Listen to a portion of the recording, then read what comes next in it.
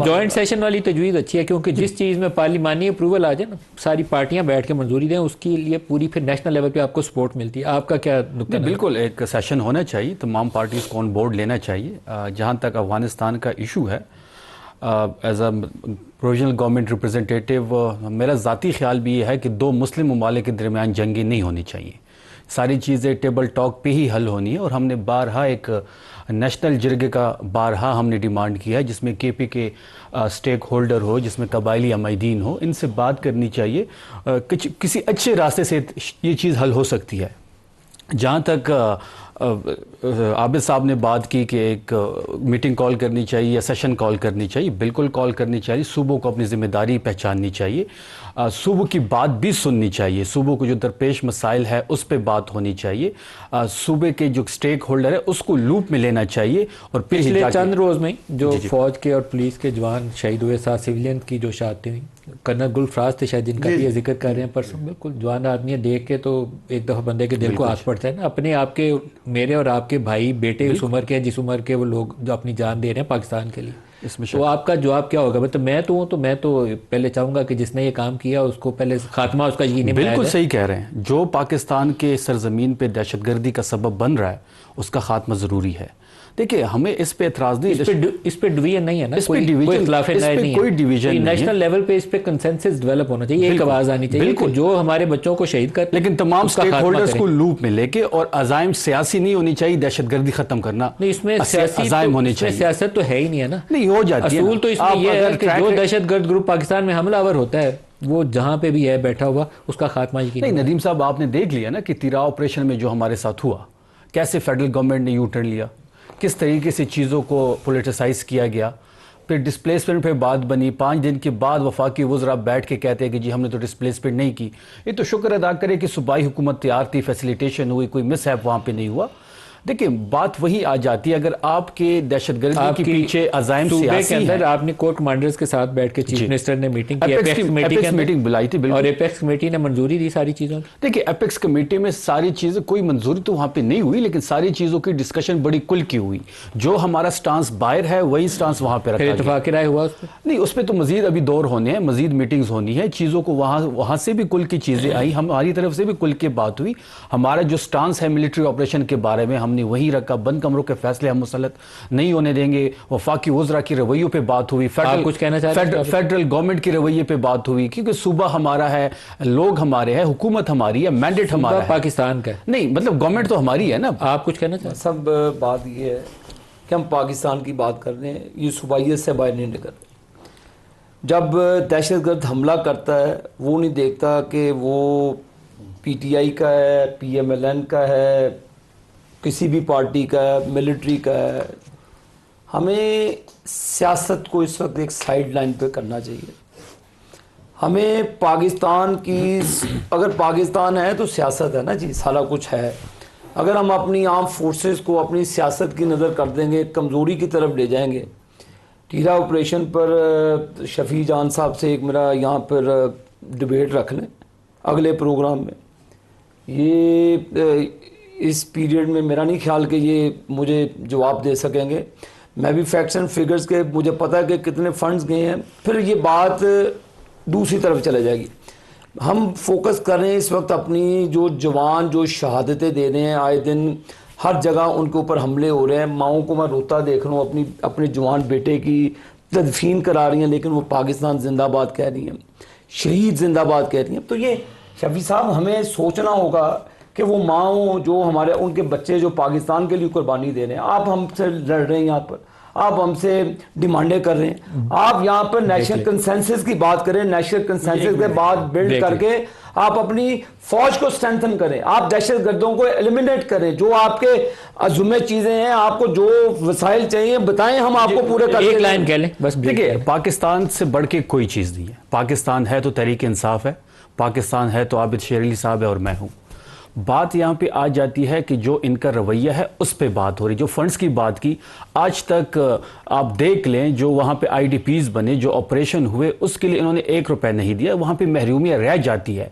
जो इनका रवैया है वहाँ के लोगों के हवाले से वो अफसोसनाक है। मैं उस रवैये पे बात कर रहा हूँ। अगर आबिद शेर अली साहब ने फंड्स पे कोई प्रोग्राम करना है, बिल्कुल कल कर रख लें, मैं अपने डॉक्यूमेंट्स के साथ आऊंगा। बिल्कुल, आप अपने फैक्ट्स एंड फिगर्स, कोई बिलियन रुपए आपने डायरेक्टली वहां पे दिए, आपने सूबे को 1 रुपया नहीं दिया। आबिद शेर अली साहब, जो दाखिली इत्तेहाद है ना, उसके लिए सारों को दिल बड़ा करके साथ बैठना चाहिए। अगर उनका सूबे के कुछ तहफ़्फ़ुज़ात हैं कि उनसे कोऑर्डिनेशन नहीं की गई, उनका ये तो इशू नहीं होगा कि पाकिस्तान के मफाद के ख़िलाफ़ वो काम करने से रोकते हैं। कोऑर्डिनेशन का इशू है, बैठें कोऑर्डिनेशन कर लें। वे फॉरवर्ड का इशू है, डिस्कस करें, स्टेप्स तय कर लें। यहाँ पे आपकी तजवीज़ बड़ी कारगर है कि आप पार्लियामेंट के जॉइंट सेशन में बैठ के डिबेट करें।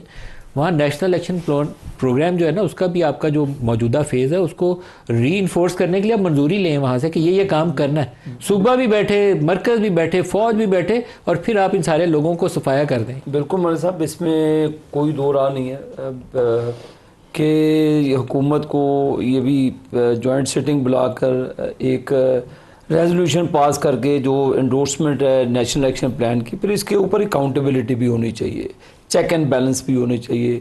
जो रिसोर्सेज रिक्वायर्ड हैं किसी भी प्रोविंशियल गवर्नमेंट को टेररिज्म के पर्पज़ के लिए, वो पूरी फेडरल गवर्नमेंट को पूरी सपोर्ट करनी चाहिए और कंसेंसस के साथ एक हमें आगे बढ़ना चाहिए। पाकिस्तान की सॉवरेनिटी के लिए, पाकिस्तान में इत्तेहाद के लिए, एक पाकिस्तान के रोशन मुस्तकबिल। देखें, पॉलिटिकल डिफरेंसेस होते रहते हैं, घर में भी होते हैं, बाहर भी ये होते रहेंगे, लड़ते रहेंगे आपस में। अभी ये लड़ने का वक्त नहीं है, अभी दुश्मनों से लड़ने का वक्त है। दुश्मन हमारे पर तलवारें लिए पूरी चारों तरफ से निकले हुए हैं कि पाकिस्तान को डिवाइड किया जाए। जो पाकिस्तान का वो मैप पकड़े गए थे माजी में, वो उसी रोड मैप के ऊपर चले जा रहे हैं, और इसमें हमें उनको फैसिलिटेट नहीं करना चाहिए। हमें अपनी सफ़ों में इत्तेहाद पैदा करने चाहिए। पार्लियामान की जॉइंट रेजोल्यूशन के ज़रिए जो जो सूबों के इस बारे में तहफ़्फ़ुज़ात हैं, उसमें तमाम सिक्योरिटी फोर्सेस के अदारों के हेड्स वहाँ पे बैठने चाहिए, और एक पूरी हमें यूनाइटेड होकर उस हॉल से 3 दिन बहस हो जाए, 4 दिन हो जाए, यकसुई के साथ और सूबों के तहफ़्फ़ुज़ात इसमें दूर करने चाहिए, और एक कमरे से पूरे पाकिस्तान की एक आवाज़ निकलनी चाहिए, पाकिस्तान जिंदाबाद। बिल्कुल, और हम एक हैं, हम पाकिस्तान, सब पाकिस्तानी। अफगानिस्तान के इशू को तो आप डिस्कस कर रहे हैं, लेकिन आप मेरे ख्याल में बलूचिस्तान वाला जो ख़तरा है उसको थोड़ा सा उतना वजन नहीं दे रहे शफी जान। अगर ईरान के अंदर अमेरिका कार्रवाई करता है, तो अगर आपको इसराइली प्लान और वो जो एक्सट्रीमिस्ट उनका वो वाइट सुप्रेमसिस्ट वाला ग्रुप है उसके अज़ाइम का पता हो, तो वो ईरान को डिवाइड करने के उनके अज़ाइम है, तो उसके बाद वो बलूचिस्तान आपका सेटल होने देंगे नहीं। तो आपको इनको बड़े खुले दिल के साथ बैठना चाहिए। आपस में आप करें, नून लीग को और पीटीआई जो मर्जी कहती करे, लेकिन जहाँ पाकिस्तान आ जाता है वहाँ सारे जम के यूँ खड़े हो जाए। नज़ीर साहब, मैंने पहले भी ये बात कही थी कि ये बात ईरान तक नहीं रुकेगी। अगर ये लोग ईरान को कर लें तो इसके बाद अगला नंबर फिर बलूचिस्तान का होगा। ये बात इस बॉर्डर पे नहीं रुकेगी। ये जो ख़तरा है ये हमारे लिए, हमारी तरफ ही देख रहा है। देखिए, हमने तो बारहा, आपको याद होगा कि हमने अभी अपने सूबाई असम्बली के एक छत के नीचे तमाम लोगों को जमा करके इसी इशू पे अमन जिरगा मुनक्किद करवाया। तमाम पॉलिटिकल फोर्सेस को बुलाया गया, तमाम सिविल सोसाइटी को बुलाया गया। आबिद शेर अली की जो पार्टी है उसका जो अपोजिशन लीडर है, इनकी पार्टी का है हमारे हाउस में, उसके साइन मौजूद है। पाकिस्तान पीपल्स पार्टी के उस पर साइन मौजूद है, वकला के, सिविल सोसाइटी के, तमाम सियासी जमातों के साइन उस पर मौजूद है। और एक हम ड्राफ्ट के साथ ही वहाँ से उठे थे, 13 नुकाती ड्राफ्ट था, उसमें तमाम तरह चीज़ें बड़ी, उस पर 2-3 दिन हमने बहस मुबाहिसा करके, आरा लेके, मशवरे करके एक फाइनल डॉक्यूमेंट पर हम पहुँचे। अब उस फाइनल डॉक्यूमेंट का फेज़ 2 हो रहा है, अब TUR सेट हो रही है। देखिए, उस हमारी सूबे की डायनामिक स्टोरी चेंज है, उस डायनामिक्स के मुताबिक ही भी फैसले होने चाहिए, और सूबे को इत्तेमाद में लिए बगैर कोई एक्टिविटी नहीं होनी चाहिए। देखिए, इन्होंने मुज़ाकरात किए, दोहा में हुए, इस्तांबुल में हुए, खैबर पख्तूनख्वा की कोई नुमाइंदगी वहाँ पे नहीं थी। बिल्कुल होनी चाहिए थी, सिर्फ लूप में लेना था। आप किसी नुमाइंदे को बुला लेते, वो उसमें शरीक होता, क्योंकि हम बेहतर तौर पे वहाँ के डायनामिक्स जानते हैं। शायद हमारे मशवरे ज़्यादा अच्छे हों। वहाँ जो हमारे कबायली अमैदीन हैं वो इलाकों को बेहतर तरीके से जानते हैं, सारी उम्र उनकी जर्गों में गुजर गई है। तो डायलॉग के वक्त आई थिंक पीटीआई की गवर्नमेंट थी मरकज़ में, नहीं, अभी जो उन्होंने किया, जो पहले डायलॉग नहीं उसमें तो थी, अभी अभी इन्होंने जो इस्तांबुल में किया है, फिर इस्लामाबाद में एक दौर हुआ है, पहले वाला दोहा जो एक और था उसकी अफगान तालिबान का, इस्लामाबाद में एक दौर हुआ है। अगर उसमें खैबर पख्तूनख्वा को ये नुमाइंदगी दे देते तो कौन सी वो बड़ी बात तो नहीं थी।